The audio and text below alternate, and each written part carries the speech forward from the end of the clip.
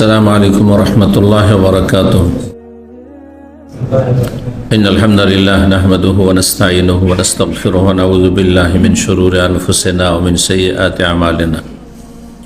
من يهده الله فلا مضل له ومن يضلل فلا هادي له. وأشهد أن لا إله إلا الله وحده لا شريك له وأشهد أن محمدا عبده ورسوله صلى الله تعالى عليه وعلى آله وصحبه وسلم تسليما كثيرا. أما بعد، فقد قال الإمام البخاري رحمه الله تعالى: باب السعود.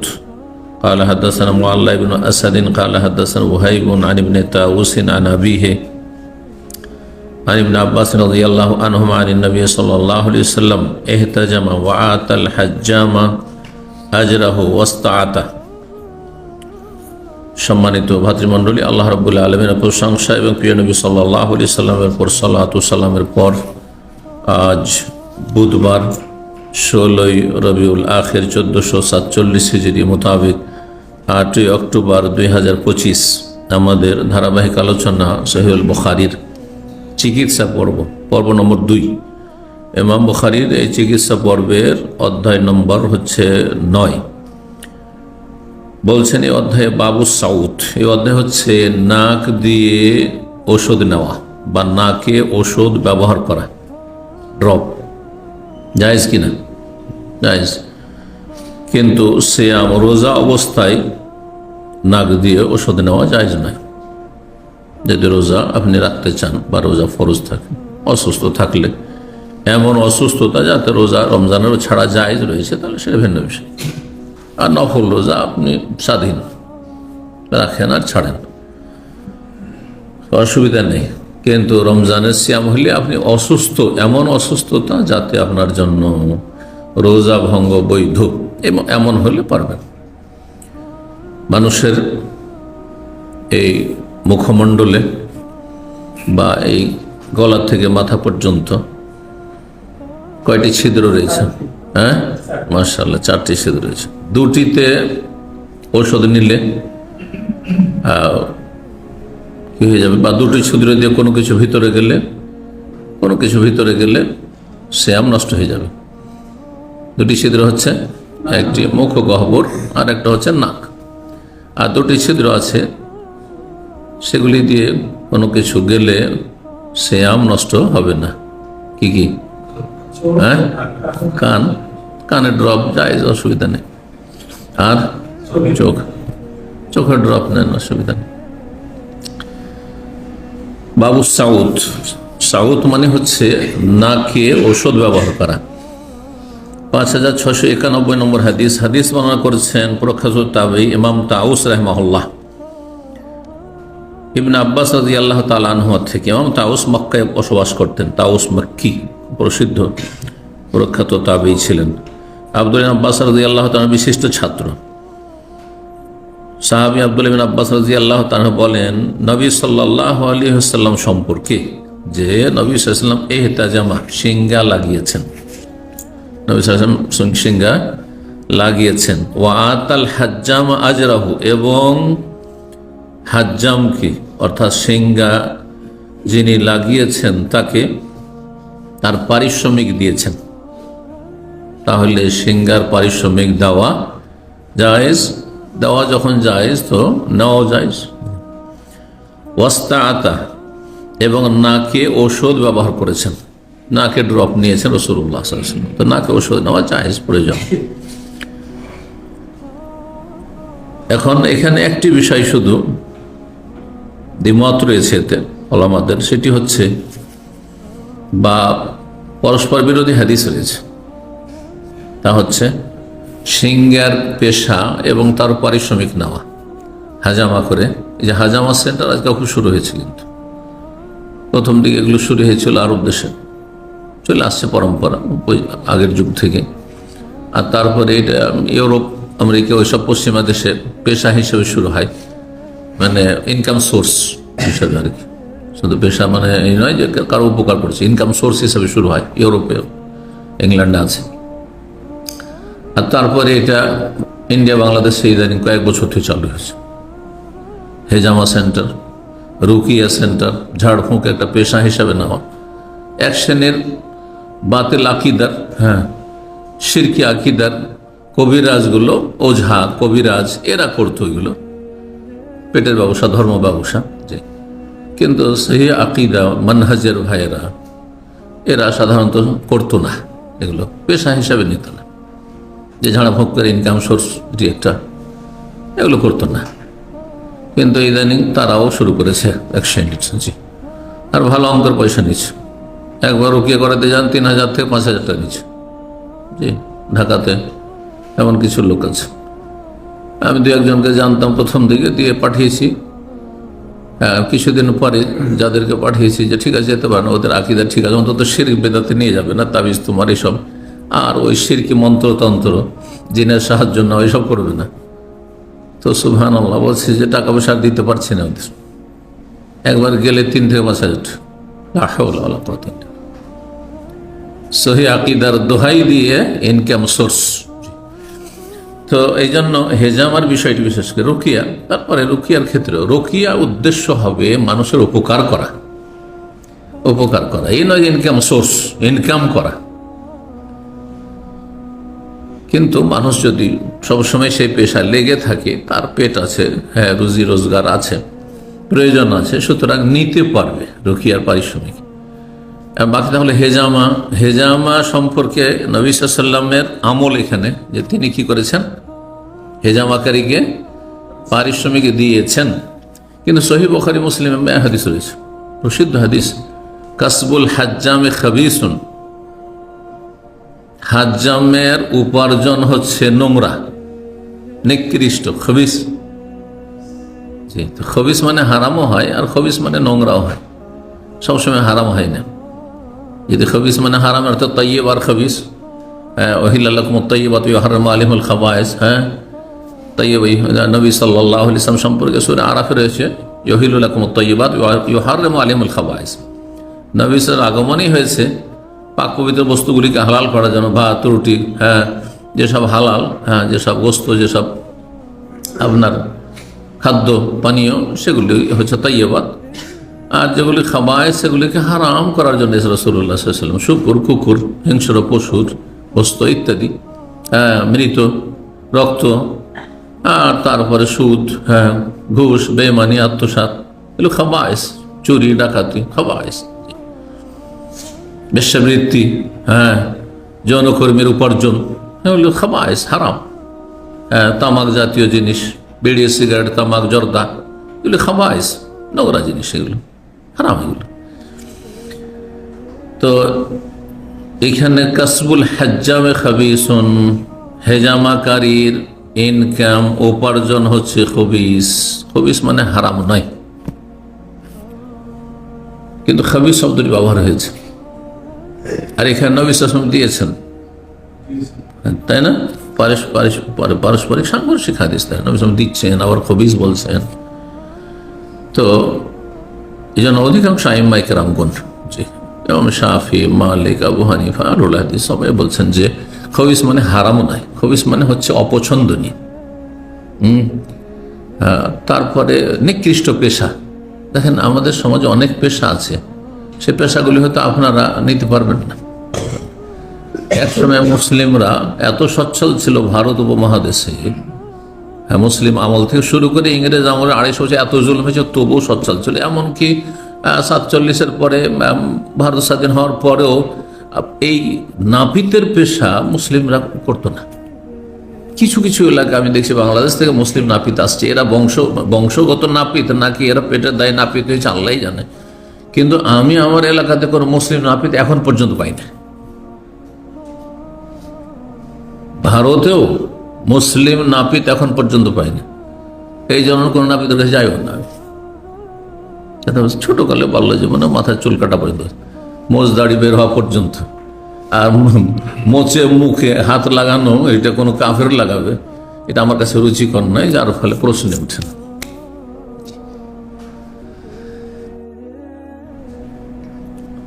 কেন? এমনকি এই ছুতারের কাজগুলো, আচ্ছা, তারপরে চামড়ার কাজ, আমাদের দেশে চামড়াদের কাজ এটা, তাই না? তারপরে পেশাব পায়খানা, মেথরের কাজটা কারা করতো বা করছে? মুসলিমরাই করছে সাধারণত। তো এগুলো হচ্ছে, কিন্তু পেশাগুলি কি হারাম? এগুলি হচ্ছে কি নিম্ন শ্রেণীর পেশা, হ্যাঁ, বা সমাজে এগুলো নিকৃষ্ট পেশা। তো ঠিক ওই রকম হেজামার কাজটি খুব পছন্দনীয় কাজ না, যে এটা আপনার ইনকাম সোর্স, খুব ভালো রুজি না, অপছন্দনীয়, অপছন্দনীয় কিন্তু হারাম বলার উদ্দেশ্য না।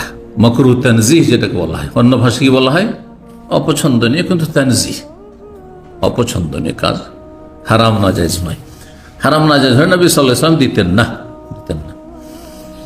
একদল পার্থক্য করেছেন স্বাধীন আর গোলামের মাঝে। নবী সাল্লাল্লাহু আলাইহি ওয়াসাল্লাম যাকে দিয়েছিলেন, যে হাজ্জামকে, সে গোলাম ছিল। তখন তারা ওই দিকে দেখেছে যে গোলাম যদি দাস হয়, তো যেহেতু নিম্ন শ্রেণীর মানুষ, কি তো দাস, তো ওকে দেওয়া যায়। আর স্বাধীন মানুষ, আপনি সম্ভ্রান্ত মানুষ, সম্মানিত মানুষ, কেন আপনি এই নিম্নমান নিকৃষ্ট পেশা গ্রহণ করবেন?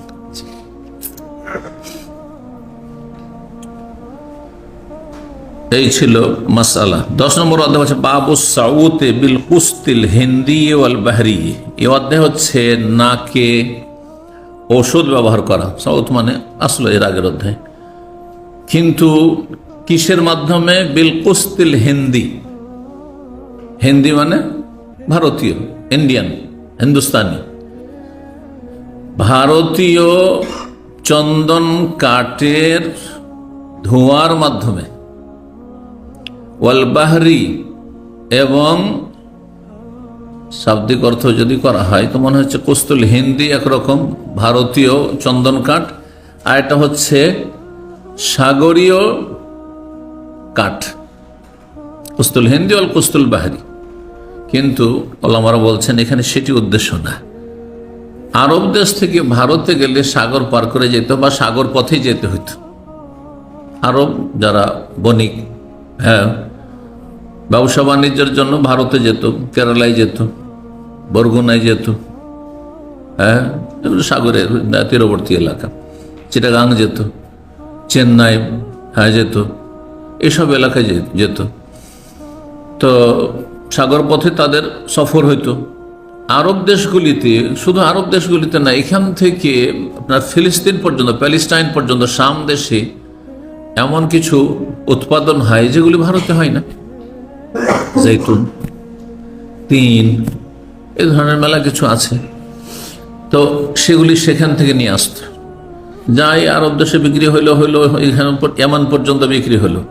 আর তারপরে এখানে কিছু যেগুলো উৎপাদন হয় এগুলো কিছু নিল, আর তারপরে নিয়ে ভারতে চললো, ওই দেশে বিক্রি করলো।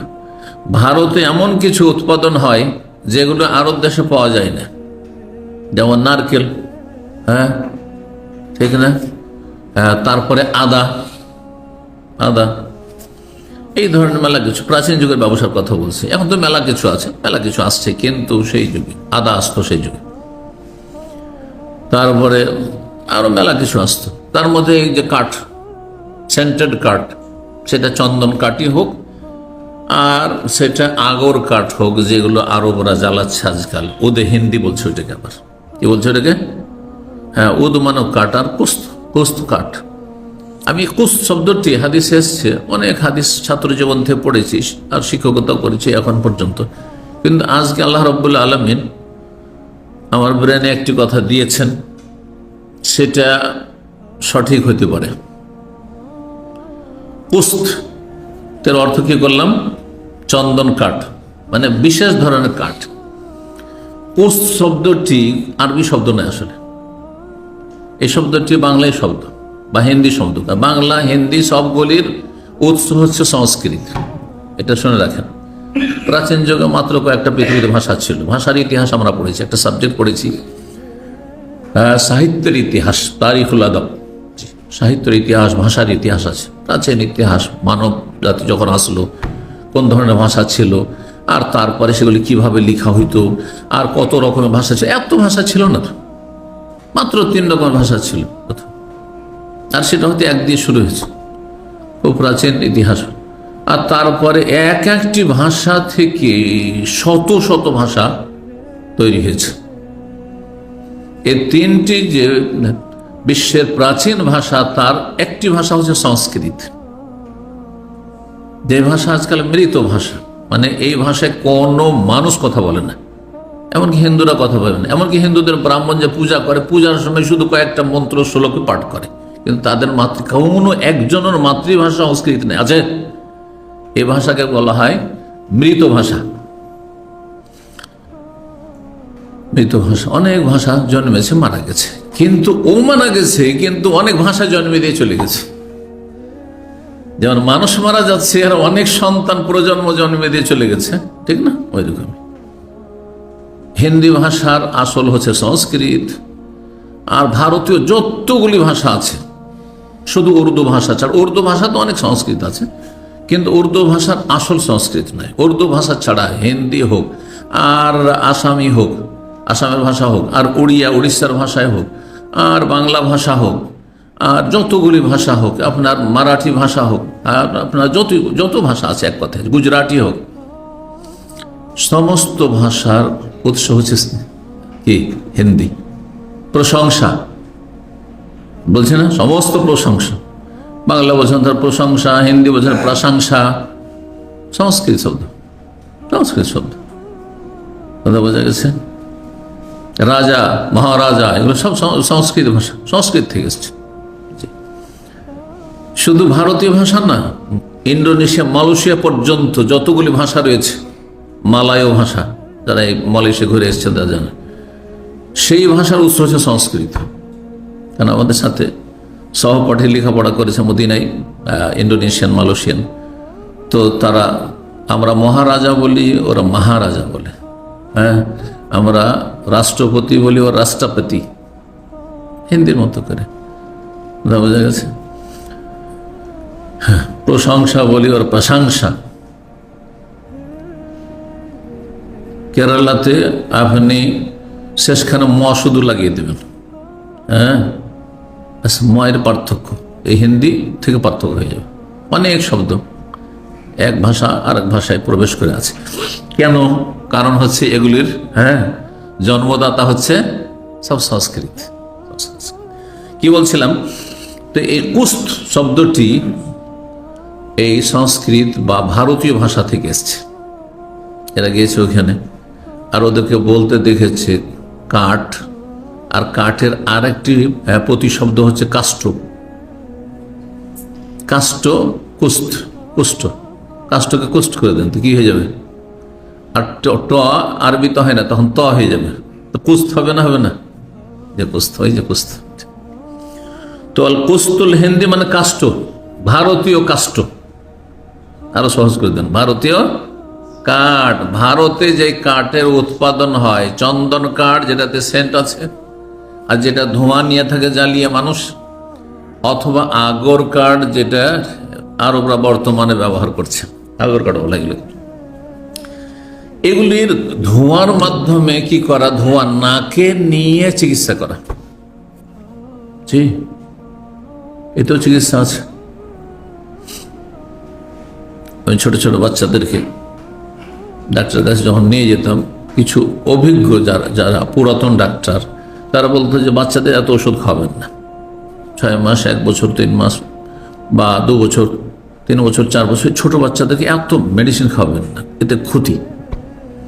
সর্দি লেগেছে, হ্যাঁ, নাক বন্ধ হয়ে আছে, আপনি ওদেরকে নেওয়ান, স্টিম, ভাপ নাম, গরম পানি, ভাপ উঠছে। শুধু ছোটরা না, বড় না, পরীক্ষা করে দেখুন। আমরা এটা করি, নাক খুলে যাবে, 10 মিনিটের মধ্যে নাক খুলে যাবে, নাক বন্ধ হয়ে আছে, আর কত ড্রপ দিচ্ছেন, আর ড্রপ দিয়ে এটা সাইড এফেক্ট, আর কষ্ট, আর অশান্তি, খরচ, কিছু করতে হবে না, কোনো খরচের প্রয়োজন নেই, নাক খুলে যাবে। চিকিৎসা তো যেমন ভাপ নিয়ে আপনার সর্দি কাশিতে কাজ আসে, শ্বাসকষ্টতে কাজ আসে, ঠিক তেমনই এই সাউথ নাকে ওই ভারতীয় এমন কাঠ, সেটি চন্দন কাঠ বলে অনুবাদ করা হয়েছে, যেই কাঠটি সাগর পথে আসতো আরব দেশে, এই জন্য কুস্তুলবাহরি বলা হয়েছে। সাগরে সেই কাঠ, হ্যাঁ, উৎপাদন হয় না, বরং সাগর হয়ে আরব দেশে আসতো, এই জন্য কুস্তুলবাহরি আর কুস্তুল হিন্দি বলা হয়েছে।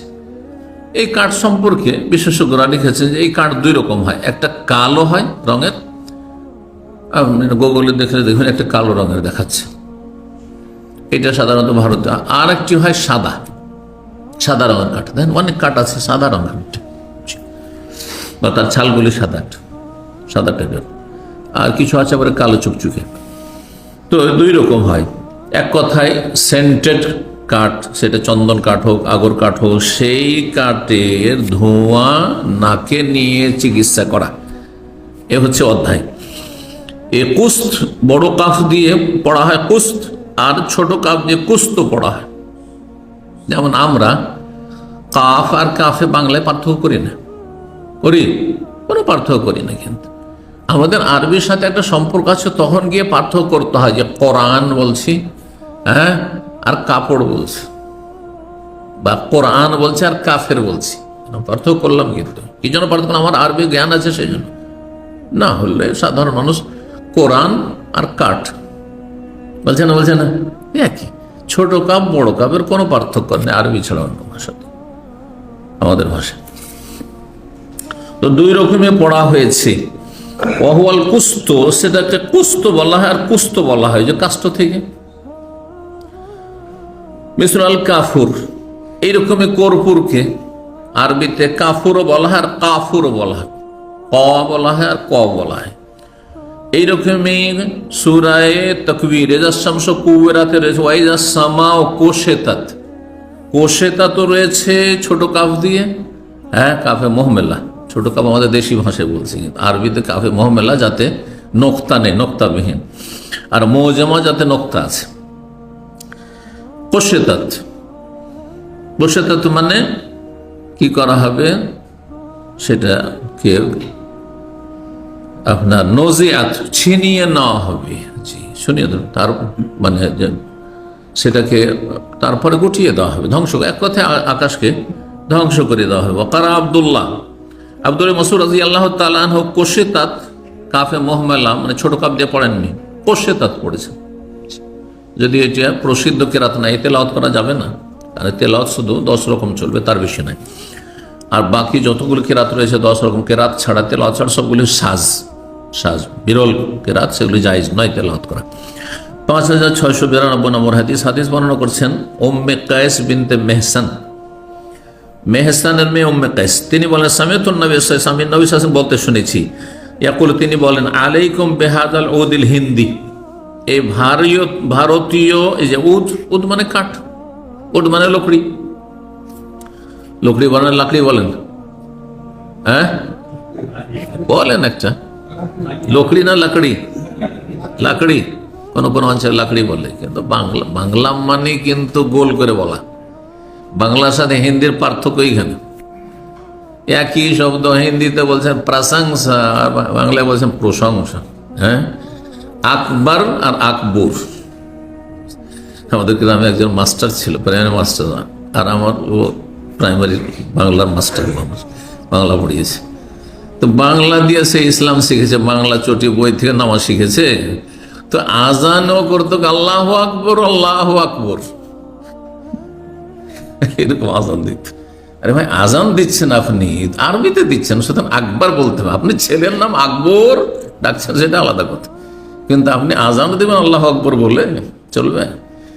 তো বাংলা, ওই আমাদের উর্দু ভাষী সাথী সঙ্গীরা ছিল, বেনারসে পড়েছি, তো ওরা আমাদেরকে নিয়ে একটু হাসি রসিকতা করতো। বাংলা খুব সহজ, কি করে বলছে, বাঁশটাকে একটু মোটা করে দাও, মানে গোল করে দাও। শুধু আমাদেরটাকে কি করতে হবে, তার কিক করতে হবে, কেরাতের ভাষায় তার কিক মানে চিকন করে বলতে হবে উর্দু হিন্দি, আর বাংলাকে কি করতে হবে, তাফহিম করে দিতে হবে, মানে একটু গোল করে দিতে হবে। এত সহজ, এত সহজ কি আর ভাষা হয়?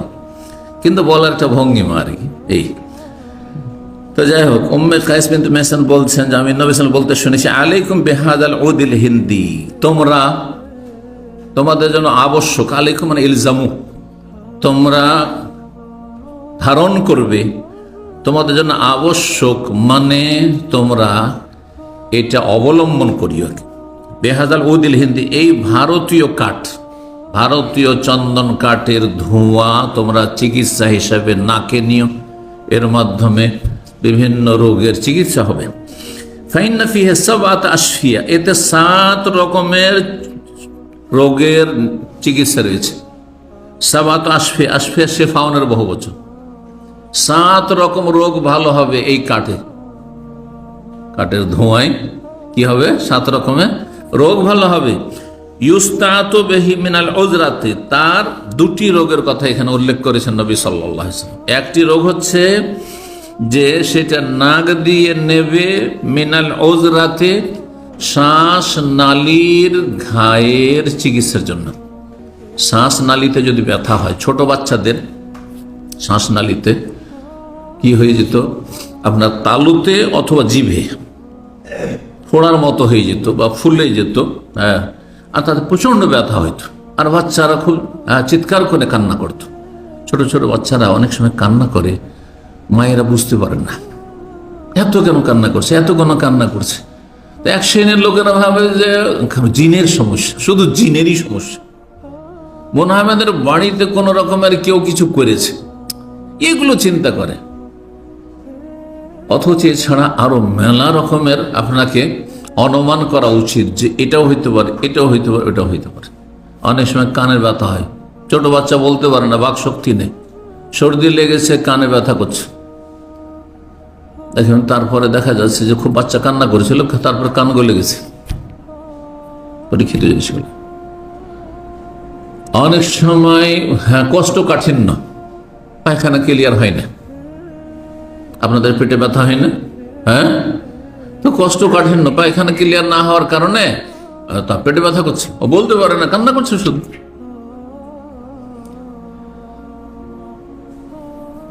তো এইরকম মেলা কারণ হইতে পারে। কোনো জায়গায় ব্যথা আছে শরীরে, হ্যাঁ, আঘাত পেয়েছে, কোনো একটা ফোড়া হয়েছে, আপনি বুঝতে পারছেন না। তো ওই রকমই একটি রোগ হয়তো বাচ্চাদের বিশেষ করে উযরা বলা হয়, সেটা তালুতে অথবা জিভে ঘা। এটির চিকিৎসা রয়েছে নাক দিয়ে এই ভারতীয় চন্দন কাঠ বা আগর কাঠের ধোঁয়া নিলে। ওয়ায়ুলাদ্দু বিহি মিন যাতিল জাম, আর তার মাধ্যমে চিকিৎসা করা যায়, সুচিকিৎসা, মিন যাতিল জাম, পক্ষাঘাতের ক্ষেত্রে। জাতুল জাম্বের মেলা ব্যাখ্যা করেছে, কল্পনা জল্পনা করে বিভিন্ন রকমের মত রয়েছে ভাষ্যকারদের। তার একটি বললাম পক্ষাঘাত। কে বুঝেন পক্ষাঘাত? অনেকে ইংরেজিতে নাম বুঝেন অনেক রোগের, কিন্তু বাংলায় নাম বুঝেন না। আজকে এখানে পরীক্ষা করুন পক্ষাঘাত কাকে বলে। আমি বুঝি এই জন্য যে আমার চাচারা 4-5 জন ডাক্তার, আমি শুধু শেখ, বাকি সব আমার বংশ প্রায়গুলো ডাক্তার।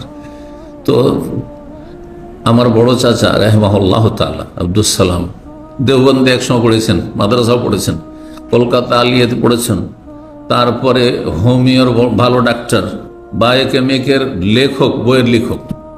আমি এগুলো কেন বলতে পারি এখান থেকে, তো ওনার লেখা বই পড়তাম। তারপরে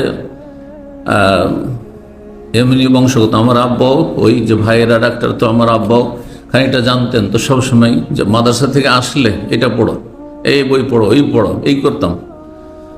তো একটু একটু করে ওই জন্যই জানি। জি, তো কি বলছিলাম? হ্যাঁ, পক্ষাঘাত। তো বাংলায় ওই যে আপনার বায়োকেমিকে শুধু 12টা ওষুধ রয়েছে, হোমিওতে এত বেশি ওষুধ নেই। 12টা ওষুধ দিয়ে সমস্ত রকমের চিকিৎসা আছে। তো বায়োকেমিকের বই আমি অনেক পড়েছি ছাত্র জীবনে। তখনকার যুগে তো মোবাইলের ফেতনা ছিল না, আর টিভিরও ফেতনা ছিল না, এমনকি রেডিওরও ফেতনা ছিল না, কিছুই ছিল না বাড়িতে। তো কাজ কি? পড়াশোনা আর ঘুম আর খাওয়া দাওয়া ছাড়া কোনো কাজই নেই। তো আরবি মাদ্রাসায় আরবি পড়ে পড়ে পড়ে তো যথেষ্ট আরবি পড়ে নিয়েছি। এখন ছুটিতে আসার পরে এগুলি করতাম, বাংলা পড়ছি, ডাক্তারি বই পড়ছি, এই করে পড়াই জীবন ছিল। আলহামদুলিল্লাহ, পড়ার পরিবেশও ছিল। তো ওই থেকে জানি আর কি যে পক্ষাঘাত, তখন থেকে জানি পক্ষাঘাত কোন রোগকে বলা হয়। ইংরেজিতে খুব সহজ, অনেকে জানেন, প্যারালাইসিস। এই যে দেখে বলছেন, কিন্তু সামনে মোবাইল খুলেছে, প্যারালাইসিস সবাই বুঝেন, তাই না? প্যারালাইসিস বুঝেন না? হ্যাঁ, কারো হাত অচল হয়ে গেছে, পা, গোটা শরীর, আংশিক প্যারালাইসিস। হ্যাঁ, এক একটা অঙ্গের প্যারালাইসিস, চোখের প্যারালাইসিস হতে পারে শুধু, একটি অঙ্গ কাজ করছেন, এইটা হচ্ছে পক্ষাঘাত। আবার কেউ কেউ এর ব্যাখ্যা করেছেন পাঁজরের ব্যথা, জাম্বন মানে হচ্ছে পার্শ্বদেশ, তো এই পার্শ্বদেশের ব্যথা। আবার কেউ বলছেন যে পার্শ্বদেশে এক ধরনের বিষাক্ত ফোড়া হইত, যেই ফোড়াতে মানুষ ছটফট করে মারা যেত। প্রাচীন যুগে এই রোগগুলি খুব বেশি ছিল। এই জন্য হাদিস রয়েছে জাতুল জাম্বে শহীদ, কেউ যদি পার্শ্বদেশের বিষাক্ত ফোড়ার ব্যথায় যন্ত্রণায় মারা যায়, বা ব্যাখ্যা করতে পারেন পক্ষাঘাতও যদি প্যারালাইসিসও মারা যায়, শহীদ। 7 রকমের যে শহীদ নবী সাল্লাল্লাহু আলাইহি ওয়াসাল্লাম বলেছেন, আল্লাহ রাস্তার জিহাদের ময়দানে শহীদ ছাড়া তার একটা হচ্ছে জাতুল জাম্বে শহীদ। তো এরও চিকিৎসাতে রয়েছে। 5693 নম্বর হাদিস ওই উম্মে কাইস বিনতে মেহসানের, এই অধ্যায়ের সাথে সম্পর্ক নেই, কিন্তু উম্মে কাইস বিনতে মেহসানের পরিচয়টা দেখাচ্ছে যে নবী সাল্লাল্লাহু আলাইহি ওয়াসাল্লামের কাছে একাধিকবার তিনি এসেছেন। তার ছোট্ট একটি বাচ্চা ছিল। বলছেন দাখালতু আলা নবী সাল্লাল্লাহু আলাইহি ওয়াসাল্লাম, আগের সনদে বর্ণনা করছেন যে আমি নবী সাল্লাল্লাহু আলাইহি ওয়াসাল্লামের কাছে প্রবেশ করলাম বে ইবনিল, আমার এক সন্তানকে নিয়ে, ছোট বাচ্চাকে নিয়ে। লাম ইয়াকুলিত তাম, যখন নিয়ে যাচ্ছি তখন পর্যন্ত কোনো খাবার এখনো খাইনি, মানে তার খাদ্য হচ্ছে দুধ, মায়ের দুধ, খাদ্য খায়নি, মায়ের দুধ পান করতো। ফাবালা আলিহি, নবী সাল্লাল্লাহু আলাইহি ওয়াসাল্লাম কোলে দিতে দিতেই বাচ্চা পেশাব করে দিয়েছে। বাচ্চাদের পেশাব পায়খানা ও নবী রাসূল কাউকে চিনবে না, কথা বোঝা গেছে? কাউকে চিনবে? সাপ বিচ্ছু, যেটা নবী আছে, এটা আল্লাহর ওলি আছে, সুতরাং একে দংশন করবো না, চিনবে? জি হ্যাঁ। এই বিচ্ছু সম্পর্কে, সাপ সম্পর্কে বলেছেন লা ইয়ারিফু নাবিয়ান ওয়ালা রাসূলান, নবীও বুঝে না, রসুলও বুঝে না, কিচ্ছু বুঝে না। যদি দেখে যে আমার রিস্ক আছে তখন দংশন করে নেবে। সাপে কিন্তু আসলে কামড় দিতে যাবে না, সাপ পালাইতে চেষ্টা করে, দেখেছেন কিনা? সাপ পালাবে, কিন্তু যখন দেখবে যে খাতরা, ঘন্টা বাজছে, আমাকে মেরে দিতে পারে, ভয় পাবে, তখনই ছো মেরে দিবে, যা ওকে মেরে দিই, যাকে বলে ভয় হয়েছে ওকেই শেষ করে দিই। বুঝতে পেরেছেন? পানি নিয়ে ডাকলেন, তারপরে কাপড়ে পানি ছিটিয়ে দিলেন। তাহলে যেই ছেলে সন্তান, বাচ্চা ছিল, এটি ছেলে সন্তান ছিল, কন্যা সন্তান ছিল না, দুধ পানের বয়সে 2 বছরের ভিতরে রয়েছে, আর প্রধান খাদ্য হচ্ছে কি? দুধ, মায়ের দুধ পান করা, খাবার নয়। হ্যাঁ, 2 বছরের মধ্যে তো অনেক বাচ্চাদের হয়তো মায়ের দুধ, আজকাল মায়ের দুধ অনেকের হয়ই না, বিভিন্ন সমস্যার কারণে, বা মেডিসিন ব্যবহার কারণে, আবহাওয়ার কারণে, বা শারীরিক অবস্থার কারণে। আবার অনেক সময় আমি শুনেছি অনেক মহিলাদের ফ্যাশন হয়েছে যে স্তন্যদান করবে না, বডিকে ঠিক রাখার জন্য। নাউজুবিল্লাহ, এরা 3 মাস 4 মাসও বাচ্চাকে দুধ দেয় না, এরা বেবি ফুড ধরিয়ে দেয় না, খাবার ধরিয়ে দেয়। কথা বোঝা গেছে? এটা বাচ্চার হক নষ্ট করা, বাচ্চার উপর অন্যায় করা, জুলুম করা। বাচ্চার ন্যায্য অধিকার হচ্ছে 2 বছর দুধ পান করা। 2 বছরে আপনি বন্ধ করে দিতে পারেন, কিন্তু যদি কেউ 2 বছর বন্ধ না করে তবুও জায়েজ। ওই আমাদের দেশে 2-1টা মৌলবীর ফতোয়া নিতে যাবেন না যে 2 বছর পরে দুধ খাওয়া হারাম, 2 বছর পরে দুধ খাওয়া হারাম। এটা পাগলের ফতোয়া। এটা এমনি দুধ হিসাবে ওটা হালাল না হারাম? তাহলে অন্যের জন্য হালাল বলে দিলেন, আর নিজের বাচ্চার জন্য 2 বছর হইলে হারাম হয়ে গেল, এতটুকু বুঝে আসে না? দেখেন, ফতোয়া দেওয়ার জন্য হাদিসের তরজমা যথেষ্ট নাই, আর আয়াতের তরজমা যথেষ্ট না। ফতোয়া দেওয়ার জন্য ফিকহের জ্ঞান লাগে, গভীরতা লাগে, তাফাক্কুহ, দ্বীনের পাণ্ডিত্য লাগে, সবগুলি দলিল সামনে রেখে। আচ্ছা, এটা নিষেধ তো কেন নিষেধ? এই হুকুমটি তো কেন হুকুম? ইস্তেমবাত, বা এই হুকুমটি কোন আয়াত হাদিস থেকে নেওয়া যেতে পারে, এইরকম যোগ্যতা আসলে তখন ফতোয়া দেওয়ার অধিকার আছে আপনার। না হলে আপনার কাছে ফতোয়া নকল করা, মানে বড়দের ফতোয়া নকল করেন, খালি তরজমা পড়ে ফতোয়া দেবে এটা হারাম, জায়েজই নয়। ফতোয়া নকল করেন, শেখ ইবনে বাজ এই বলেছেন, শেখ বিন ওসাইমিন এই বলেছেন, ইমাম আলবানী এই বলেছেন, ইবনে তাইমিয়া এই বলেছেন, আবু হানিফা, শাফি, মালিক, আহমদ এই বলেছেন। তাহলে হবে কি, যদি ভুলও ফতোয়া নকল করে দেন তো যার নাম দিয়েছেন তার নামে চলে গেল। হ্যাঁ, আপনি শুধু তার কথা বলেননি যে রাসূলুল্লাহ সাল্লাল্লাহু আলাইহি ওয়াসাল্লামের এটা দিন, কারণ আবু হানিফা বললে সেটা রাসূলের দিন, জরুরি না যে হবে। ইবনে তাইমিয়া বললে যে সে নবী সাল্লাল্লাহু আলাইহি ওয়াসাল্লামের ছেড়ে যাওয়া মাসলা, সেটা নাও হইতে পারে। হ্যাঁ, বোঝা গেছে না? এই জন্য দেখেন, এই কথাগুলি আরো ওলামাদের কাছে লেখাপড়া করলে বোঝা যায়, জানা যায়। আমরা এই জন্যই বলতে পারছি আপনাদেরকে, কিন্তু আমাদের দেশে এভাবে শিক্ষা দেওয়া হয় না, শিক্ষা দেওয়া হয় না। দেশের আলেমরা ওইভাবে পড়াশোনা করেনি, যার ফলে কেন আবু হানিফার নাম নেব, কেমন শাফির নাম নেব, কেমন ইবনে তাইমিয়ার নাম নেব, কেমন শাইখ ইবনে বাজের নাম নেব, নিজেই মুজতাহিদ। আরে তাহলে আলেমদের যে স্টেজ আছে সবগুলিতে একই রকমের না।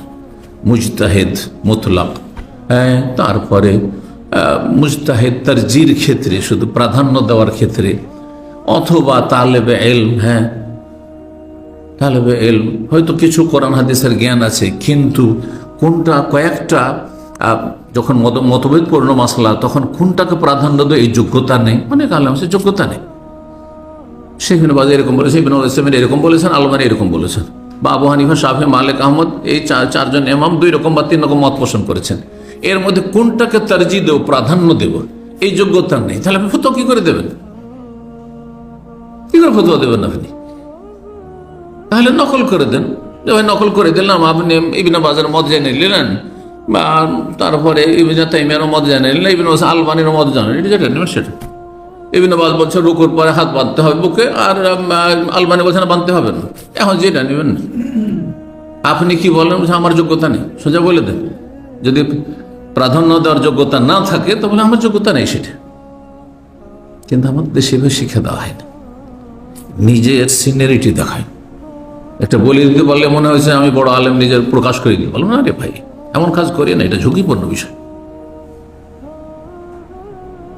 আপনি চিন্তা করেন, ইমাম বুখারী, ইমাম মুসলিম, আবু হানিফা, শাফি, মালিক, আহমদ, ইবনে তাইমিয়া, আর আপনার আজকালকার বড় বড় যেগুলো আলেম, শেখ সালেহুল ফওজান, আপনি সমান করে দিবেন? আমি দেশের আলেমের কথা বললাম না, শেখ সালেহুল ফওজান, হ্যাঁ হ্যাঁ, সৌদি আরব প্রধান মুফতি যিনি, হ্যাঁ চলে গেলেন যে রাহিমাহুল্লাহ, আপনি ইবনে তাইমিয়া সমান করে দিবেন? আপনি বুঝি না। তাহলে আমাদের দেশের আলেমগুলিকে আপনি কি করে আপনি তুলনা করবেন আলবানীর সাথে, ইবনে বাজের, ইবনে উসাইমিনের সাথে? কোথায় আকাশের তারকা আর কোথায় জমিনের কোন একজন মানুষ? এই বিষয়গুলো বোঝার চেষ্টা করতে হবে। তো নবী সাল্লাল্লাহু আলাইহি ওয়াসাল্লাম কি করলেন? পানি নিয়ে পানি ছিটিয়ে দিলেন। ছিটিয়ে দেওয়ার কথা, রাস্সা মানে ছিটিয়ে দেওয়া। আর একটি হাদিসে রয়েছে নাদাহা। নাদাহা মানে ছিটিয়ে দেওয়া হয় আর ধোয়াও হয়। এই জন্য এই ক্ষেত্রে দ্বিমত হয়েছে যে ছেলে সন্তান যদি দুধ পানের অবস্থায় থাকে 2 বছরের ভিতরে, আর দুধ পানি তার মূল খাদ্য, তাহলে পেশাব করে দিলে কাপড় ধুইতে হবে না পানি ছিটিয়ে দেওয়া যথেষ্ট? পানি ছিটিয়ে দেওয়া যথেষ্ট, কিন্তু হানাফি মাযহাবে নাই। আমি ফতোয়া দিলেন এই হাদিসের আলোকে, হ্যাঁ, ইমাম শাফির মত, অন্যান্য ইমাম আহমদের মত, আর আহলে হাদিসদের মত। কিন্তু আবু হানিফা, হানাফি মাযহাব বলছেন না, ছেলে হোক আর মেয়ে হোক ধুইতে হবে। তো রাস্সা ছিটিয়ে দেওয়ার হাদিস আমল করে না তারা। কি করে? এই হাদিসকে উপেক্ষা করে, হয়তো এই হাদিস পৌঁছেনি, আমি যে অস্বীকার করছে, বলবো না যে অস্বীকার করেছে, আইম্মা কেরাম সম্পর্কে এরকম কথা বলবো না। আজকালকার গোনা হানাফিরা অস্বীকার করছে, কিন্তু আবু হানিফা রাহিমাহুল্লাহ তার কাছে হয়তো ওই সময় পৌঁছেনি ওই হাদিস, বা সহিহ সনদে পৌঁছেনি, বিশ্বস্ত সূত্রে পৌঁছেনি, সেই জন্য আস্থা করেন। কি পৌঁছেছে? নাজাহার হাদিস পৌঁছে। নাজাহা মানে ধোয়া হয় আর ছিটানো হয়। তো উনি ধোয়ার অর্থ নিয়েছেন। একটা শব্দের 2টো অর্থ হইলে আপনি একটা নিয়েছেন, আমি একটা নিতে পারি না? আমাদের বাংলা ভাষা তো আছে যে একটা শব্দের 2টো অর্থ হইতে পারে, কয়েকটা অর্থ হইতে পারে, অনেক বিভিন্ন ভাষাতে আছে, এমনটা হয়েছে। কিন্তু সঠিক মত হচ্ছে নাজাহার ব্যাখ্যা রাস্সা দিয়ে করবো, ছিটানো। আর একটা হাদিস বাচনিকা, এটা তো আমল নবী সাল্লাল্লাহু আলাইহি ওয়াসাল্লাম। আর একটা ইউরাশু মিন বাউলিল গোলাম, পার্থক্য করে। যদি ছেলে সন্তান হয় তাহলে তার পেশাবে পানি ছিটিয়ে নেওয়া যথেষ্ট। ওয়ায়ুগসালু মিন বাউলিল জারিয়া, আর যদি বালিকা হয়, কন্যা সন্তান হয়, তাহলে ধুইতে হবে। এবং এর হিকমতও রয়েছে, এতে কোনো ছোট করা হয়নি, মানহানি করা হয়নি। আপনি দৃষ্টিভঙ্গি ভালো করেন তাহলে বুঝতে পারেন যে এটা ছোট করা হয়নি মেয়েদেরকে। দেখেন মেয়েদের পেশাব এক জায়গায় পড়বে, ছিটিয়ে যাবে না, কিন্তু একটা ছোট বাচ্চা যখন পেশাব করে গোটা মাথা দিয়ে পা পর্যন্ত আপনার খারাপ করে দিতে পারে। এখন গোটা কাপড় ধুইবেন আপনি? অনেকে অভাবী আছে, আজকে অভাবী না, নবী সাল্লাল্লাহু আলাইহি ওয়াসাল্লাম অভাবী ছিল, একটি কাপড় ছিল, ধুইয়ে নিয়ে থাকবে কি করে? অসুস্থ হয়ে যাবে ভিজা কাপড় পরে থাকলে। বুঝতে পারছেন না? এই জন্য ছেলে আর মেয়ের মাঝে পার্থক্য করা হয়েছে। 11 নম্বর বাবনের মধ্যে হচ্ছে আইয়াতা সাতিন ইয়াহতাজিম, কোন সময় হেজামা করবেন। ইমাম বুখারী রাহিমাহুল্লাহ এই অধ্যায় কেন নিয়ে এসেছেন, আর তারপরে একটি আসার নিয়ে এসেছে আবু মুসা আশআরী রাদিয়াল্লাহু রাতে হেজামা করেছেন। তাহলে জরুরি নয় যে দিনে লাগাইতে হবে হেজামা, চোখে দেখে ভালো করে লাগান, রাতে লাগায়েন না, কি জানি অন্ধকার আছে। আগে যুগে তো এরকম লাইটের ব্যবস্থা ছিল না দিনের মতো, তো রাতে যখন লাগিয়েছেন সেই জামানায়, হ্যাঁ, যখন ভালো লাইটের ব্যবস্থা থাকতো না সেই সময়, তাহলে যে কোনো সময় যায়, সকালে লাগান, দুপুরে লাগান, বিকেলে লাগান। কিন্তু যারা বিশেষজ্ঞ তারা বলেছেন ভরা পেটে লাগালে কেমন হবে, আর তারপরে মানুষের ক্লান্তির সময় লাগালে কেমন হবে, হ্যাঁ, খুব ক্ষুধার্ত আছেন ওই সময় লাগালে কেমন হবে। তো কিছু কিছু অবস্থা আছে যেগুলি তারা অ্যাভয়েড করতে বলেছেন, তো সেগুলি ঠিক আছে, হ্যাঁ, সায়েন্টিফিক যেগুলো সেগুলো ঠিক আছে। কিন্তু কিছু হাদিস রয়েছে অমুক বারে লাগাবে না, অমুক বারে লাগাবে, এই মর্মে বেশ কিছু হাদিস রয়েছে, সবগুলি প্রায় জয়ীফ, দুর্বল। এই জন্য ইমাম বুখারী রাহিমাহুল্লাহ সেই হাদিসগুলি কিছু নিয়ে আসেন। জি, ইবনে মাজাহ একটি হাদিস রয়েছে, দারাকুতনি রয়েছে, হাদিসগুলি জয়ীফ। 5694 নম্বর হাদিস, হাদিস বর্ণনা করেছেন ইবনে আব্বাস রাদিয়াল্লাহু তাআলা আনহু, তিনি বলেন ইহতাজামান নবী সাল্লাল্লাহু আলাইহি ওয়াসাল্লাম, নবী সাল্লাল্লাহু আলাইহি ওয়াসাল্লাম হেজামা লাগিয়েছেন সিয়াম অবস্থায়, রোজা অবস্থায়। রোজা অবস্থায় মানুষ ক্ষুধার্ত থাকে, তারপরে হেজামা করেছেন নবী সাল্লাল্লাহু আলাইহি ওয়াসাল্লাম। যদি প্রয়োজন হয় তাহলে রোজা অবস্থায় হেজামা করতে পারবেন। এখন প্রশ্ন হলো, রোজা অবস্থায়, সিয়াম অবস্থায় যদি কেউ হেজামা করে, সিঙ্গা লাগায়, রোজা নষ্ট হবে না হবে না? কে ফতোয়া দিবে দেখি? হ্যাঁ, জানা আছে মাসলা? প্রতি রমজানে রোজা ভঙ্গের কারণ নিয়ে আলোচনা হচ্ছে, পুরাতন ছাত্ররা তো অবশ্যই জবাব দিতে হবে। হ্যাঁ, ভেঙে যাবে, আচ্ছা, হাম্বেলি চলেন। আর কেউ? হ্যাঁ, তো নবী সাল্লাল্লাহু আলাইহি ওয়াসাল্লাম লাগিয়েছেন, হেজামা করেছেন না, সিঙ্গা লাগিয়েছেন অবস্থায়, রোজা অবস্থায়। এ হাদিসে কি আসরে যেন রোজা ছেড়ে দিয়েছেন? মানে যে টানছে লাগাচ্ছে, হ্যাঁ হ্যাঁ, দুজনই। এই হাদিস কি প্রমাণ করে? যে হাদিস নবী সাল্লাল্লাহু আলাইহি ওয়াসাল্লাম রোজা অবস্থায় হেজামা করেছেন, কিন্তু রোজা ভঙ্গ হয়েছে এই কথা তো বললেন না। রোজা ছেড়ে দিয়েছেন তিনি, ভেঙে দিয়েছেন, এই কথাও তো নেই হাদিসে। তাহলে নবী সাল্লাল্লাহু আলাইহি ওয়াসাল্লাম রোজা রেখেছেন আর রোজা অবস্থায় হেজামা লাগিয়েছেন, এইটাই প্রমাণ। ইমাম বুখারী রাহিমাহুল্লাহর এটি মত। জমহুর মানে বুঝেন, সিংহভাগ ওলামা, অধিকাংশ ওলামাদের মত হচ্ছে যে রোজা ভঙ্গের কারণ সিঙ্গা লাগানো নয়। ইমাম শাফি, মালিক, আবু হানিফা আর অধিকাংশ আহলে হাদিস বলতে পারেন আপনি, ভারত, বাংলাদেশ, পাকিস্তান আহলে হাদিসরা বলছেন হেজামতে সিঙ্গা লাগালে রোজা নষ্ট হবে না, রোজা ভাঙবে না। এটি শুধু ইমাম আহমদ, 4 মাযহাবের শুধু ইমাম আহমদ রাহিমাহুল্লাহর মাযহাবের ফতোয়া যে রোজা ভঙ্গ হয়ে যাবে হেজামা লাগালে। যদি হেজামা করতেই হয়, হ্যাঁ, এমার্জেন্সি দিনেই করতে হবে, তাহলে রোজা ভেঙে দেন, আপনি অসুস্থ যান, আপনার জন্য জায়েজ। আর না হলে একটু বিলম্ব রোজাটা রেখে নেন, রাত্রিবেলা হেজামা লাগান। বোঝা গেছে না? তো সহিহ বুখারীর হাদিস দলিল হচ্ছে অধিকাংশ ওলামাদের যে নবী সাল্লাল্লাহু আলাইহি ওয়াসাল্লাম রোজা অবস্থায় হেজামা লাগিয়েছেন এবং রোজা ভাঙেননি। রোজা ভাঙলে হাদিসে উল্লেখ থাকতো। এই জন্য অধিকাংশ ওলামাদের মতটিকে আমরা প্রাধান্য দিই। ব্যক্তিগত আমি এটি প্রাধান্য দিচ্ছি। আমি এই জন্য নিজে থেকে ফতোয়া দিন, আমি কি করি, ওলামাদের উক্তিগুলোর মধ্যে থেকে তারজিহ, এটা হচ্ছে মধ্যম শ্রেণীর যারা আলেম বা তালেব ইলম তাদের কাজ, আর যারা অপর শ্রেণীর তাদের কাজ হচ্ছে ফতোয়া দেওয়া। সরাসরি আমাদের কাজ ডাইরেক্ট ফতোয়া দেওয়া না, ফতোয়ার মধ্যে তারজিহ দেওয়া।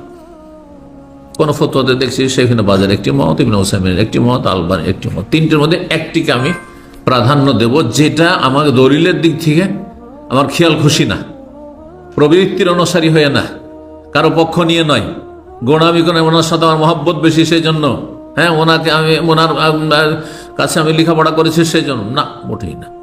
দলিলের ভিত্তিতে আমি চেষ্টা করি, বুঝতে পেরেছেন? মধ্যম শ্রেণীর যারা, তাদের কাজ হচ্ছে তারজিহ। যারা অপর শ্রেণীর আলেম, তাদের কাজ হচ্ছে ফতোয়া দেওয়া। আর আমাদের মতো যারা আছেন, আমাদের বাংলাদেশে এরকম আছেন অনেক ওলামারা আছেন, তাদের কাজ শুধু তারজিহ দেওয়া। সরাসরি ফতোয়া দেওয়ার মতো আলেম ভারত বাংলাদেশে খুবই কম আছে, নেই বললেই চলে।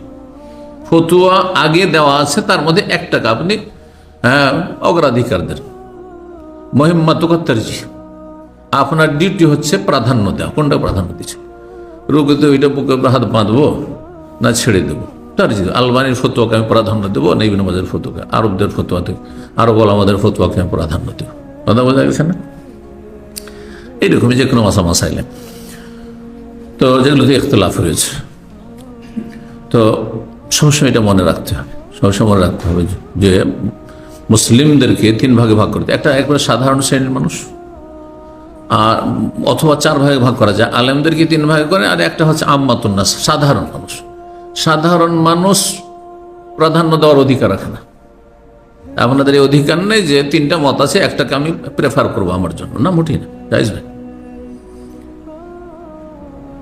আপনার ভালো কোনো আলেম যিনি কোরআন সুন্নাহর অনুসারে ফতোয়া দেন অথবা তারজিহ দেন, তার কথার উপর আমল করা। তাহলে কার কথার উপর? যার উপর আস্থা হচ্ছে, যার উপর আস্থা হচ্ছে যে আশা করি তার ফতোয়াটি হ্যাঁ ঠিক, আস্থা হতে হবে। জি, তো এই ছিল হাদিস। হ্যাঁ, কি বলছিলাম যে রোজা অবস্থায় সিঙ্গা লাগালে রোজা ভঙ্গ হয়। এর দলিল বাও কি? এর দলিল মুসনাদ আহমদে হাদিস রয়েছে, আর আবু দাউদে রয়েছে। আফতার আল হাজেম ওয়াল মাহজুম, যে হেজামা লাগাবে আর জাল লাগানো হবে, অর্থাৎ যে চিকিৎসক হেজামা করছে হাজ্জাম ওরেও, আর যার রক্ত বের করা হচ্ছে, হেজামা লাগানো হচ্ছে, দুইজনে উভয়েই রোজা ভঙ্গ হয়ে গেল বা ভঙ্গ হয়ে যাবে, নবী সাল্লাল্লাহু আলাইহি ওয়াসাল্লামের হাদিস।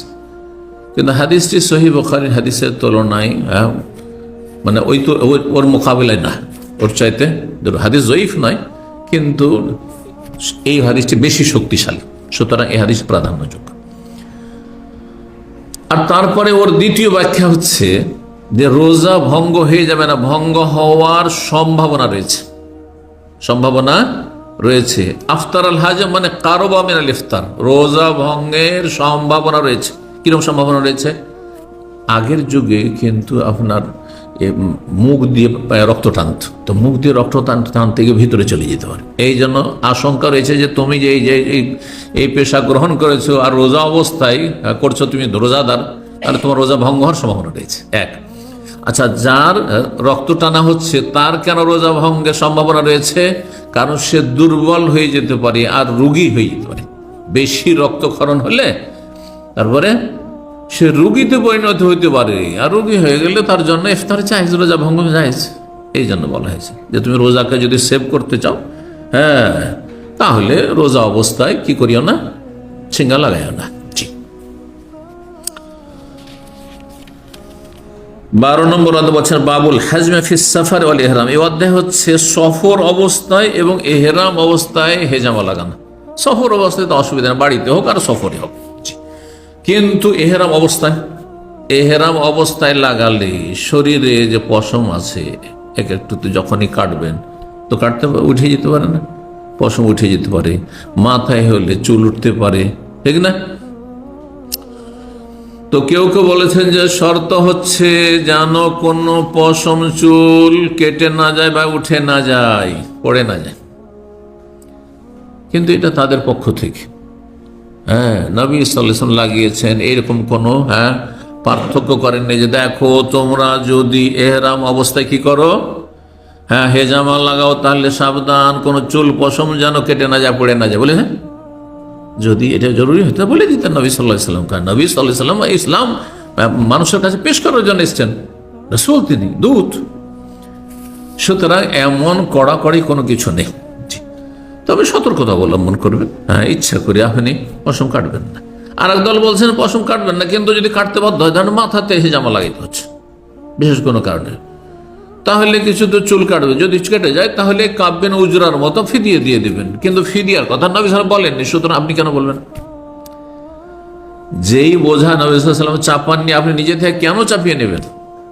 এই জন্য সঠিক মত হচ্ছে যে এহরাম অবস্থায় কি করা যাবে, হেজামা করা যাবে।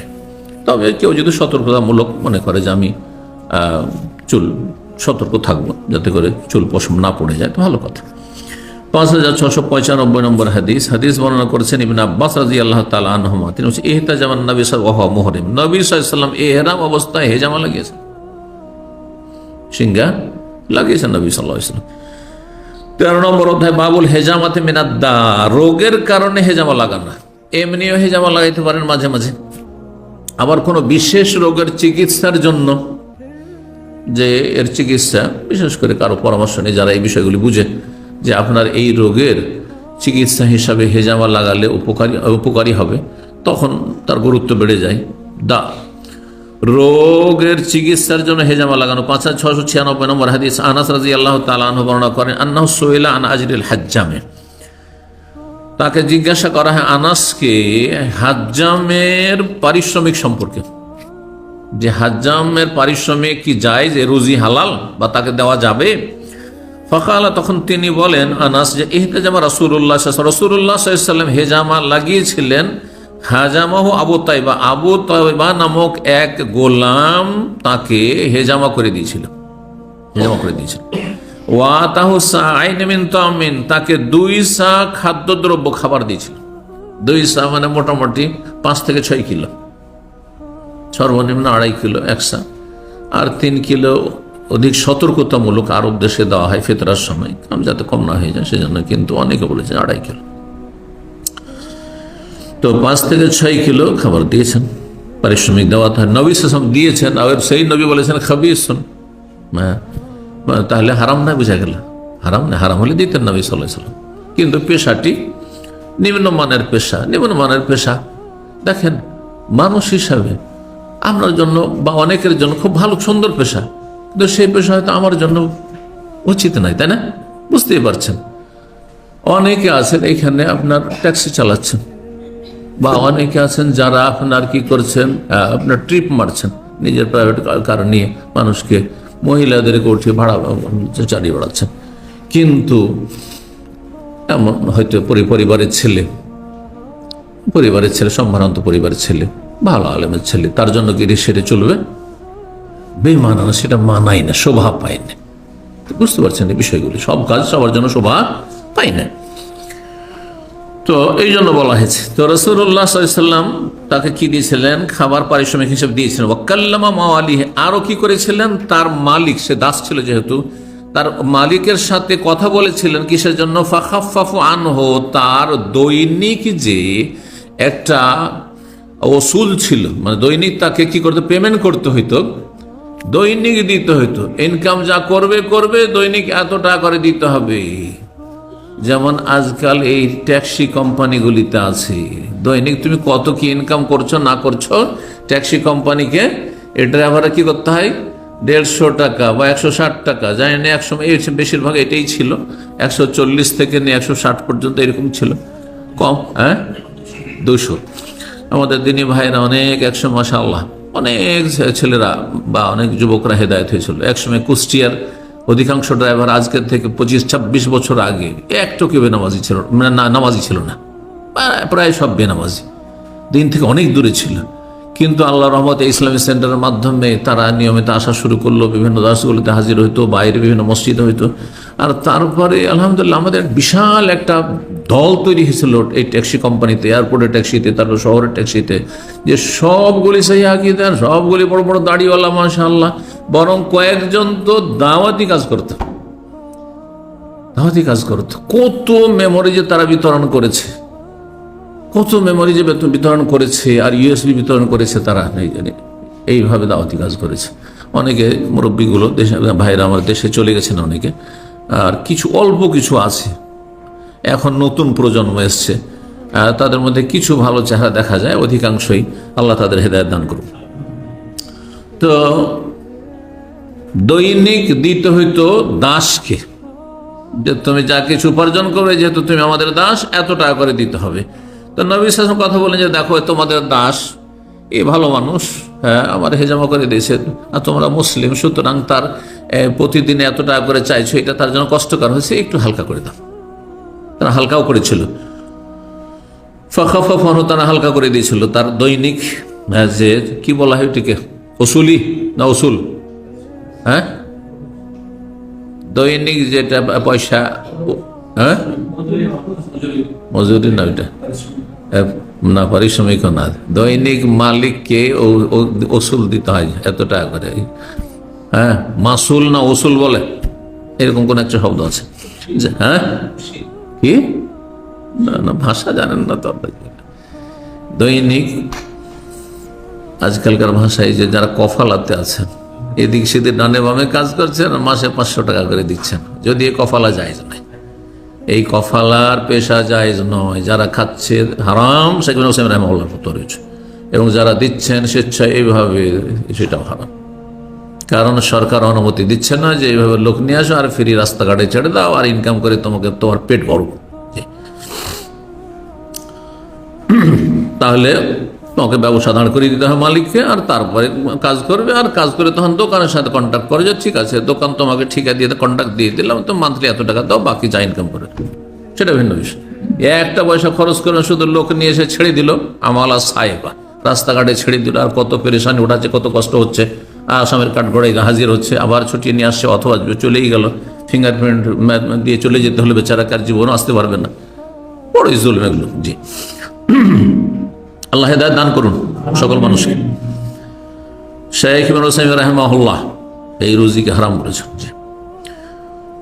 ওয়াকালা নবী সাল্লাল্লাহু আলাইহি ওয়াসাল্লাম ইন্না আমসাল মা তাদাওয়াইতুম বিহিল হিজামা, সবচেয়ে উৎকৃষ্ট চিকিৎসা হচ্ছে হেজামা করা, উৎকৃষ্ট সেই যুগের উৎকৃষ্ট চিকিৎসা, এখনো ভালো মাঝে মাঝে করা, আর বিশেষ করে যদি কারো এরকম সমস্যা থাকে আর বিশেষজ্ঞ ব্যক্তি পরামর্শ দেন যে আপনি হেজামা করেন। ওয়াল কুস্তুল বাহরি, এবং সাগর পথে যেই কাঠ আসতো সেই কাঠের ধোঁয়া দিয়ে চিকিৎসা, এটাও খুব উত্তম চিকিৎসা। ওয়াকাল, এবং নবী সাল্লাল্লাহু আলাইহি ওয়াসাল্লাম বলেছেন লা তুআযযিবু সিবিয়ানাকুম বিল গামজি মিনাল উযরাতি, তোমরা তোমাদের শিশুরাকে, ছোট ছোট বাচ্চাদেরকে শাস্তি দিও না, বিল গামজি মিনাল উযরা, তালুতে বা জিভেতে ফোড়া কে গলিয়ে বা টিপে দিয়ে, যখন ফোড়া ফুলে যেত তখন কি করতো, আর সেটা আপনার ইনফেকশন হয়ে যেত বা ঘা হয়ে যেত, আর খুব কষ্ট পেত, একেতে কষ্টে ছটফট করছে বাচ্চা, আর তারপরে সেটা থেকে রক্ত বের করে দিয়ে মনে করতো যে তাহলে ভালো হয়ে যাবে, এই জন্য ওটাকে করতো কি, টিপে দিত, আর তাতে চিৎকার করতো, আর বড়ই কষ্ট হতো বাচ্চার। নবী সাহেব নিষেধ করেছেন এরকম করতে, এইটা করিও না। এইভাবে হাত ঢুকালো আর তালুতে ফুলে গেছে দেইলো চিপে, অনেকে করে কিন্তু এরকমটা, হ্যাঁ ফুলে গেছে রক্ত চিপে আছে দেইলো টিপে, আর রক্ত বের হইতে শুরু হয়ে গেল। অনেক সময় ছোট বাচ্চাদের রক্ত, এটা খুব মারাত্মক অসুখ হইতো, রক্ত থামতো না, রক্তক্ষরণ হইতে থাকতো, মনে যেতে পারে বাচ্চা অনেক সময় বেশি রক্তক্ষরণ হয়। গামজ মানে চাপ দেওয়া বা টিপে দেওয়া, টিপে দিয়ে, মিনাল উযরা মানে শ্বাসনালীতে অথবা তালুতে বা জিভে কোনো ফোড়া বা ঘা হলে। ওয়া আলাইকুম বিল কুস্ত, এর চিকিৎসার জন্য তোমাদের জন্য আবশ্যক হচ্ছে ভারতীয় কাষ্ঠ, জি চন্দন কাঠ, জি।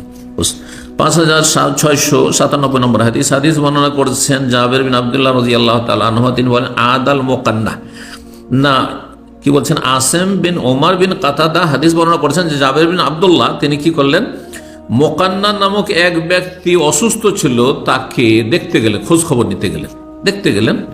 সুম্মা কালা, গিয়ে বললেন লা আবরাহু হাত্তা তাহতাজমা, আমি যাব না যতক্ষণ পর্যন্ত তুমি হেজামা না করবে, হেজামা করো ভালো হয়ে যাবে, তুমি অসুস্থ হয়ে আছো হেজামা করছো না, আমি বসে থাকবো, এক্ষুনি হেজামা হোক তোমার, মানে গুরুত্ব দিলেন যে হেজামা করো তুমি রোগের আরোগ্যের জন্য। ফাইনি সামিত রাসূলুল্লাহ সাল্লাল্লাহু আলাইহি ওয়াসাল্লাম ইয়াকুল, রাসূলুল্লাহ সাল্লাল্লাহু আলাইহি ওয়াসাল্লামকে বলতে শুনুন, ইন্না ফিহি শিফাআন, হেজামাতে সিঙ্গা লাগানোতে চিকিৎসা রয়েছে, উপকারী চিকিৎসা। 14 নম্বরে বাবুল হেজামাতে আলা রাস, মাথায় হেজামা লাগানো, মাথা মানুষের নাজুক, মস্তিষ্ক তারপরেও মাথাতে হেজামা লাগানো জায়েজ রয়েছে, মাথা থেকে রক্ত বের করা। 5698 নম্বর হাদিস বর্ণনা করেছেন আন্না হুসামি আব্দুল্লাহ বিন ওয়াহিনা, আব্দুর রহমান আরাজ তাবেঈ শুনেছেন আব্দুল্লাহ বিন ওয়াহিনা থেকে, তিনি হাদিস বর্ণনা করেছেন রাসূলুল্লাহ সাল্লাল্লাহু আলাইহি ওয়াসাল্লাম কি করেছিলেন, এই হেজামা সিংকা লাগিয়েছিলেন লাহিয়ে জামাল নামক স্থানে মিন তারিকে মক্কা, মক্কার পথে মদিনা থেকে যাচ্ছিলেন, আর লাহিয়ে জামাল বলে একটি জায়গা রয়েছে, সেখানে হেজামা লাগিয়েছেন। তাহলে সফরে হেজামা নবী সাল্লাল্লাহু লাগিয়েছেন। ওহা মুহরিম ইহরাম অবস্থায় কোন জায়গায় লাগে? ফি ওয়াসাতে রাসে, মাথার মধ্যবর্তী স্থানে। হ্যাঁ, মাথার মধ্যবর্তী স্থানে মগজ রয়েছে, মস্তিষ্ক রয়েছে, সেখানেও লাগিয়েছেন, সেখান থেকে রক্ত বের করেছেন। তো যেখান থেকে রক্ত বের করলে আপনার রোগ ভালো হবে বিশেষজ্ঞ বলছেন, আর যিনি হেজামা লাগাচ্ছেন তার অবশ্যই সেই ক্ষেত্রে কিছু জ্ঞান থাকা উচিত, তার পরামর্শের ভিত্তিতে করবেন। 5699 নম্বর হাদিস বর্ণনা করেছেন ইবনে আব্বাস রাদিয়াল্লাহু তাআলা আনহুমা বলছেন আন্না রাসূলুল্লাহ ইহতাজা ফি রাসি, রাসূলুল্লাহ সাল্লাল্লাহু আলাইহি ওয়াসাল্লাম মাথায় হেজামা করেছেন, মাথাতে হেজামা লাগিয়েছেন। 15 নম্বর অধ্যায় হচ্ছে বাবুল হাজমি মিনাশ শাকিকাতি ওয়াস সুদা। এই অধ্যায় হচ্ছে হেজামা লাগানো আধকপালি রোগে আর পুরো মাথার ব্যথায়। আধকপালি বুঝেন? একসময় আধকপালি রোগ আমরা ছোটতে খুব শুনতাম, এখন আর বলে না, শুধু ভাই মাথার ব্যথা। আর তো প্যানাডোল আর ফিফাডোল তো পেয়েছে, মাথার ব্যথা হলে নিরো প্যানাডোল। আর কিছু লোক প্যানাডোল খেতে কিডনি নষ্ট করে ফেলেছে। না, পেন কিলিয়ার ওষুধ খুব বেশি খাবেন না, যেগুলোতে ব্যথা নিরাময় হয় এই ওষুধগুলি এত বেশি পরিমাণে ব্যবহার করবেন না, এর ক্ষতির দিক অনেক বেশি রয়েছে। অনেকে খালি পেটে খায়, হিতে বিপরীত, খালি পেটে ব্যথার ওষুধ খেতে নেই, পেটে আপনার গ্যাস্ট্রিক হয়ে আলসার হয়ে যেতে পারে। তো শাকিকা, শাক্কুন অর্ধেককে বলা হয় শাকিকা। আধকপালি বুঝেন না? আধকপালি বুঝেন? অর্ধেক মাথাতে ব্যথা করতে, এইদিকে ব্যথা করছে এদিকে ব্যথা করে না, ওইটাকে আধকপালি বলা হয় শাকিকা। আর সোদা হচ্ছে হেডাক, পুরো মাথার ব্যথা বিভিন্ন কারণে হয়ে থাকে, একজন এক একটা কারণ হয়ে থাকে। 5700 নম্বর হাদিস বর্ণনা করেছেন ইবনে আব্বাস রাদিয়াল্লাহু তাআলা আনহু বলেছেন ইহতাজামা নবী সাল্লাল্লাহু আলাইহি ওয়াসাল্লাম ফি রাসি, নবী সাল্লাল্লাহু আলাইহি ওয়াসাল্লাম মাথায় হেজামা লাগিয়েছিলেন। ওয়া হুয়া মুহরিম, ইহরাম অবস্থায়, মিন ওয়াজইন কানা বিহি, তার অসুস্থতার কারণে বা ব্যথার কারণে, বেমাইন একটি পানি এর এলাকায়, মানে একটি এমন এলাকায় যেখানে পানি পর্যাপ্ত পরিমাণে ছিল, মানে নিচু এলাকা ছিল, পানি জমে থাকতো। ইউকালু লাহু, সেই জায়গার নাম ছিল লাহিও জামাল, মক্কার পথে। 5701 নম্বর হাদিস ইবনে আব্বাস রাদিয়াল্লাহু তাআলা আনহু বর্ণনা করে রাসূলুল্লাহ সাল্লাল্লাহু আলাইহি ওয়াসাল্লাম হেজামা করেছেন ওয়া মুহরিমুন, ইহরাম অবস্থায়, মাথায়, মিন শাকিকাতিন কানাত বিহি, নবী সাল্লাল্লাহু আলাইহি ওয়াসাল্লাম আধকপালি সমস্যা, মানে অর্ধেক মাথায় ব্যথা করছিল, অর্ধেক মাথায় ব্যথা ছিল। 5702 নম্বর হাদিস মনে হচ্ছে জাবের ইবনে আব্দুল্লাহ রাদিয়াল্লাহু তাআলা আনহু তিনি বলেন সামিআতু নবী সাল্লাল্লাহু আলাইহি ওয়াসাল্লাম, এখন আমি নবী সাল্লাল্লাহু আলাইহি ওয়াসাল্লাম বলতে শুনেছি, ইন কানা ফি শাইইন মিন আদুয়াতিকুম খায়রুন, তোমাদের কোন ঔষধে যদি কল্যাণ থাকে তাহলে এই ওষুধগুলোতে, এই চিকিৎসায় কল্যাণ রয়েছে। হাফিজ শারবাতে আসালিন, মধু পান করাই কল্যাণ রয়েছে, বরকত রয়েছে, চিকিৎসা রয়েছে। আও শারতাতে মেহজাম, অথবা সিঙ্গা লাগানোতে। আও লাজআতিন মিন্নার, অথবা আগুনে লোহা গরম করে দাগানোতে। ওমা ওহিবান আক্তাউইয়া, তবে আমি গরম লোহা দিয়ে দাগানোকে পছন্দ করি না আমার উম্মতের জন্য। অন্য রেওয়াত যেমন রয়েছে, এটি অপছন্দনীয়। যদি নিরুপায় হন যে এর ছাড়া অন্য কোনো বিকল্প চিকিৎসা নেই এর চাইতে ভালো, তাহলে করতে পারেন। 16 নম্বর অধ্যায় বাবুল হালক মিনাল আজা, কোনো যদি কষ্টদায়ক কিছু থাকে, মাথা ফেটে গেছে, মাথায় ঘা হয়ে গেছে, মাথায় উকুন হয়ে গেছে, মাথার চুল কাটতে হচ্ছে, তাহলে মাথা মুন্ডন করতে পারেন আপনি। মাথা মুন্ডন হজ উমরার জন্য এমনি মাথা মুন্ডন যখন তখন করবে না কাজে না, এটি অপছন্দনীয়। কারণ এটি খারেজিদের, প্রাচীন যুগে আলী রাদিয়াল্লাহু আনহু জামানায় যে খারেজি জঙ্গিরা বেরিয়েছিল তাদের লক্ষণ। মাথা নেড়া, শোকের সময় মাথা নেড়া হারাম, হিন্দুরা করে, ক্রিয়াকর্ম বলে ওরা ওদেরকে, ওদের ভাষায়। বুঝেন না? কেউ মারা গেছে তখন কি করে? মাথা নেড়া করে, ক্রিয়াকর্ম তাদের। তো শোকের সময় হারাম। আর বিনা কাজে হজও যাননি, উমরাও যাননি, হ্যাঁ, আর আপনি দাম্মামে বসে বসে মাথা নাড়া করছেন যখন তখন, আপনি এটি মাকরুহ বলেছেন ওলামারা। অপছন্দ। কেন? এটি খারিজি জঙ্গিদের লক্ষণ, চরমপন্থীদের লক্ষণ। আমাদের তবলিগ হুজুররা কি করে? সব মাথা নাড়া, কিন্তু কি বলে জানেন? একটা জাল কথা তাদের মাঝে আছে, জাল ধর্ম যেহেতু ওদের, জাল কথা আছে। কি জাল কথা জানেন? আলী রাদিয়াল্লাহু তাআলা আনহু নাকি জানাবাতের ভয় ফরজ গোসলে যদি একটা চুল যদি শুকনো থেকে যায় তো জাহান্নামে যেতে হবে। সুতরাং নাকি আলী রাদিয়াল্লাহু তাআলা মাথায় কোনো চুলই রাখতেন না, আর ওরা আলীর সুন্নত পালন করছে। বুঝতে পেরেছেন? একেবারে জাল কথা। প্রথম কথা, আলী রাদিয়াল্লাহু তাআলা আনহু সম্পর্কে কোন সহিহ সূত্রে এটা প্রমাণ করতে পারবেন না। তারপরে আলী রাদিয়াল্লাহু তাআলা আনহুকে মানবেন না, তার রসুলকে মানবেন? চিন্তা করুন তো, আপনি রসুলের উম্মত। তারপরে আপনি কি ভাবতে পারেন যে রাসূলুল্লাহ সাল্লাল্লাহু আলাইহি ওয়াসাল্লাম চুল রাখছেন, বড় বড় চুল রাখছেন, ওখানে ভয় লাগছে না যে চুল শুকনা থেকে জাহান্নামে যেতে হবে? আবু বকর রাখছেন, ওমর রাখছেন, উসমান রাখছেন, আর আলীর ব্যাপারে জালিয়াতি করলেন, আর তিনি বেশি পরজি হয়ে যাবেন নাকি? আশ্চর্য কথা। এগুলো চরমপন্থা আসলে। এই জন্য খারিজিদের লক্ষণ যেটি, আমি তবলিগি আলোচনাগুলি 2005-06 যে করেছি না, তো সেখানে আমি এইটা পয়েন্ট করছি। এই খারিজিদের লক্ষণ, চরমপন্থার লক্ষণ এদের মধ্যে আছে। আর চরমপন্থার একটা দিক হচ্ছে এত গোঁড়ামি, ব্লাইন্ড হয়ে যাওয়া, ধর্মান্ধ হয়ে যাওয়া, কারো কথা শুনবে না। যত আয়াত বলেন, হাদিস বলেন, না আমাদের মুরব্বীদের কাছে যেতে হবে, মুরব্বীর কাছে যেতে হবে। যদি বলেন ওদেরকে শিক্ষা দেওয়া হচ্ছে, তোমাদেরকে কেউ যদি তোমাদের বিরোধীরা কোনো সময় কোনো প্রশ্ন করে কোনো উত্তর দেবে না, একবার এড়িয়ে চলবে। আর আয়াত ফিট করে দিচ্ছে, বলছে ও আরে জানিল জাহিলিন, মূর্খদেরকে এড়িয়ে চলো। আর এরা সব মূর্খ নাকি? অথচ তারাই মূর্খ, মূর্খরাই চিল্লা কাটতে যায়।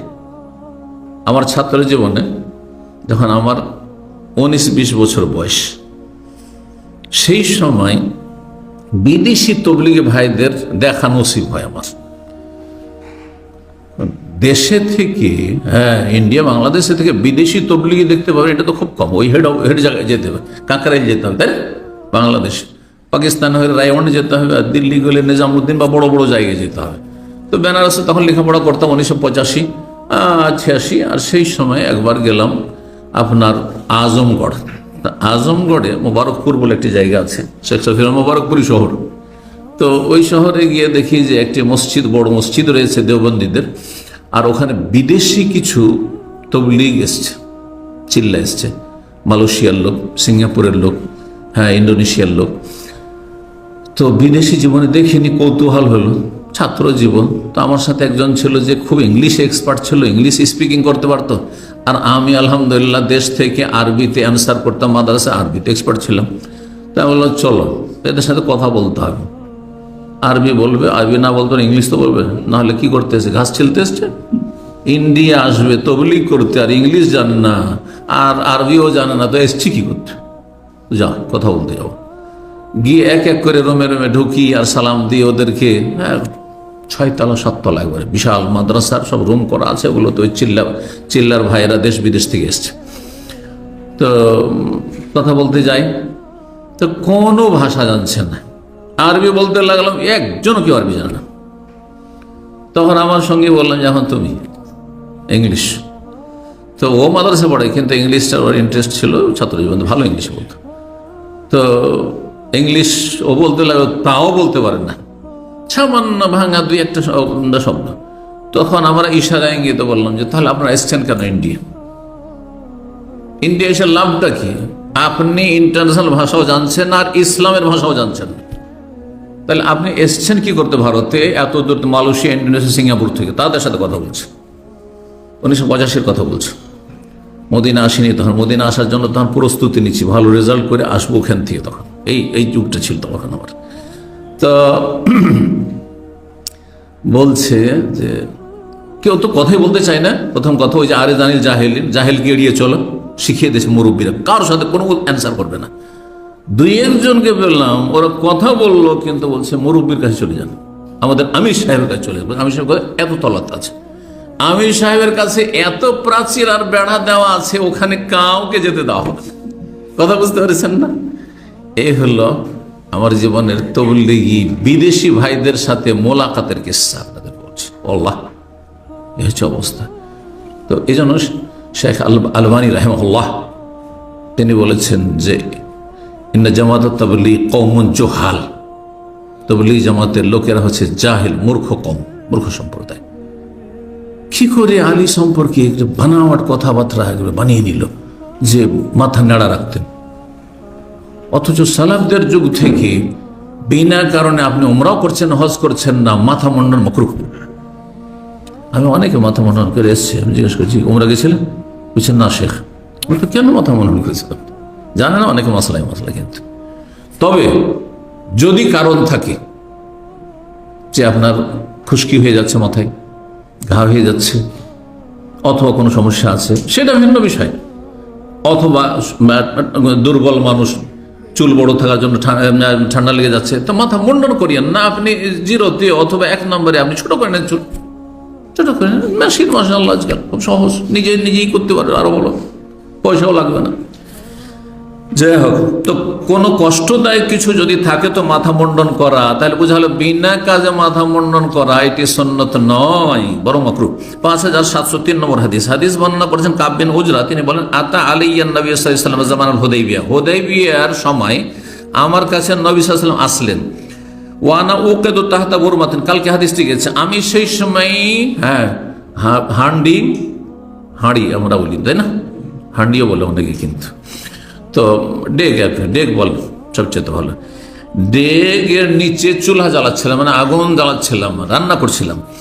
ওয়াল কামলু ইয়াতানাসার আলা রাসি, আর আমার মাথা থেকে উকুন গলি সব বিক্ষিপ্ত হয়ে প্রবাহিত, গোটা শরীরে মাথা থেকে বইছে। ফাকালা, নবী সাল্লাল্লাহু আলাইহি ওয়াসাল্লাম এই দৃশ্য দেখে বলে আইউজিকা হাওয়ামুকা, তোমার উকুনে তোমাকে খুব কষ্ট দিচ্ছে মনে হয়। বলতো না, আমি বললাম হ্যাঁ ইয়া রাসূলুল্লাহ, খুব কষ্ট হচ্ছে আমার। কালা ফাহলে, তুমি মাথা মুন্ডন করে নাও, ইহরাম অবস্থায় আছেন। ওয়াসুম সালাসা, 3 দিন রোজা রাখো, না হয় আতেম সিত্তাতান, 6 মিসকিনকে খাবার খাও, আর না হলে অনসাত নাসিকাতেন, একটি কোরবানি জবাই করো, দম, আর তুমি গরিব মিসকিনকে খাওয়াই দাও।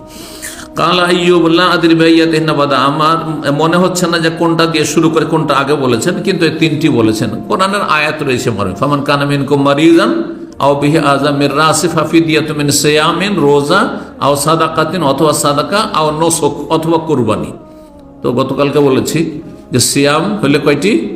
3টি। এই যে হাদিস চলে আসলো ওই আয়াতের ব্যাখ্যা, শুধু ওখানে শুধু সিয়াম রয়েছে, এখানে 3 রোজা রাখতে হবে। আর যদি সাদাকা করেন তাহলে কি? এই যে সিত্তা মানে 6 মিসকিনকে, আর না হলে নুসুক মানে হচ্ছে আপনি একটা দম দিয়ে দেন। এখানে আজকের আলোচনা শেষ করি, কারণ এরপরে যে হাদিসটা আসছে বেশ লম্বা আসছে। আল্লাহ রাব্বুল আলামিন আপনাদের সময়ে বরকত দান করেন, আপনাদের হায়াতে বরকত দান করেন, এবং ভালো কাজের আল্লাহ তৌফিক দান করেন, ভালো মজলিসে বসার